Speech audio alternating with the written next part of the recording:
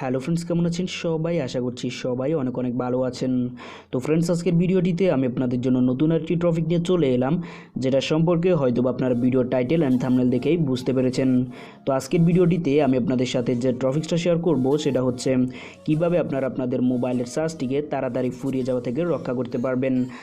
আপনাদের মোবাইলের সার্চটি যদি তাড়াতাড়ি ফুরিয়ে যায় সেক্ষেত্রে আপনারা কি করতে পারেন। তো অনেক সময় দেখা যায় কি, আমরা যখনই আমাদের মোবাইলে কোনো রকম ভিডিও অডিও বা বিভিন্ন ধরনের কাজ করে থাকি সেক্ষেত্রে দেখা যায় যে আমাদের মোবাইলের সার্চটি কিন্তু তাড়াতাড়ি ফুরিয়ে যায়। সেক্ষেত্রে কিন্তু আমরা অনেক বিভ্রান্ত বোধ করি। তো আজকের ভিডিওটি যদি আপনারা সম্পূর্ণ দেখেন সেক্ষেত্রে কিন্তু আপনারা এটার একটা সলিউশন পেয়ে যাবেন। তো তার জন্য অবশ্যই চেষ্টা করবেন ভিডিওটিকে শেষ পর্যন্ত দেখার জন্য, তাহলে কিন্তু আপনারা খুব সহজে বিষয়টি বুঝতে পারবেন। তো ফ্রেন্ডস, আর কথা না বাড়িয়ে চলুন শুরু করা যাক। তো ফ্রেন্ডস, এর জন্য আমি আপনাদের সাথে দুটি টিপস শেয়ার করব, যেগুলো ফলো করে কাজ করলে আশা করি আপনাদের মোবাইলের সার্চটি আগের তুলনায় কম ফুরাবে। তো এর জন্য আমি আপনাদেরকে ফার্স্ট যে টিপসটা আপনাদের সাথে শেয়ার করব, তার জন্য আপনাদেরকে ছোট্ট একটি অ্যাপসের হেল্প নিতে হবে। তো অ্যাপসটি আপনারা কোথায় থেকে বা কীভাবে ইনস্টল করবেন সেটা আমি আপনাদেরকে ভিডিও শেষের দিকে দেখিয়ে দিব। তো এখন জাস্ট আমি আপনাদেরকে দেখাবো যে কীভাবে আপনারা আপনাদের মোবাইলে অ্যাপসটিকে সেট করবেন। তো যখনই আপনারা অ্যাপ্লিকেশনটিকে ইনস্টল করে ওপেন করবেন তখনই কিন্তু আপনাদের সামনে এরকম টাইপের একটি ইন্টারফেস চলে আসবে। তো আসার পর জাস্ট আপনারা এখানে দেখতে পাচ্ছেন ভিডিও প্লে লিস্টের মতো একটি আইকন দেখাচ্ছে। তো আপনারা জাস্ট এটাতে ক্লিক করবেন। ক্লিক করার পর এখানে আপনারা নিচে দেখতে পাচ্ছেন শো দ্য সেটিংস। তো আপনারা এটাতে ক্লিক করবেন। ক্লিক করার পর আপনাদের সামনে এরকম টাইপের একটি ইন্টারফেস চলে আসবে। তো আসার পর আপনারা এখানে দেখতে পাচ্ছেন কিল অ্যাপস, এটা এখানে কিন্তু অফ করা রয়েছে। তো আপনারা এটাকে অবশ্যই অন করে দিবেন। অন করার পর আপনারা কিন্তু ওকেতে প্রেস করবেন। তো ওকেতে প্রেস করার পর আপনারা জাস্ট এখানে ব্যাক চলে আসবেন। তো ব্যাক চলে আসার পর আপনাদেরকে এখানে আরেকটি কথা বলে রাখি, সেটা হচ্ছে আপনাদের কাছে হয়তো বা এখানে বিভিন্ন রকম অ্যালাউ চাইতে পারে। তো আপনারা জাস্ট এখানে অ্যালাউগুলো ওকে করে দিবেন। ওকে করার পর আপনারা জাস্ট এই আইকনটিতে আবারও ক্লিক করবেন। ক্লিক করার সাথে সাথে কিন্তু আপনারা এখানে দেখতে পাচ্ছেন স্টার্টিং দেখাচ্ছে। তো এখানে উপরে যদি আপনারা দেখেন তাহলে এখানে দেখতে পাচ্ছেন ক্লোজিং অ্যাপ। তো আপনাদের মোবাইলে যেসব অ্যাপ্লিকেশনগুলো অহেতুক বা আপনারা ইউজ করেন না সেগুলো কিন্তু এখানে স্ক্যান করে নিচ্ছে। তো আপনারা জাস্ট এখানে কিছুক্ষণ ওয়েট করবেন। ওয়েট করার পরে কিন্তু এখানে স্ক্যানটি কিন্তু কমপ্লিট হয়ে যাবে।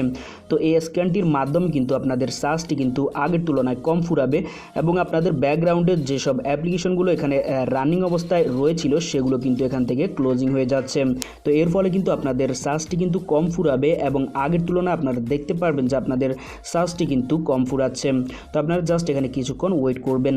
তো ওয়েট করার পরে কিন্তু আপনারা এখানে দেখতে পাবেন যে আপনাদের অ্যাপ্লিকেশনগুলো কিন্তু এখানে ক্লোজিং কমপ্লিট হয়ে যাবে। হওয়ার পর কিন্তু আপনারা জাস্ট এখান থেকে ব্যাক করে চলে আসবেন।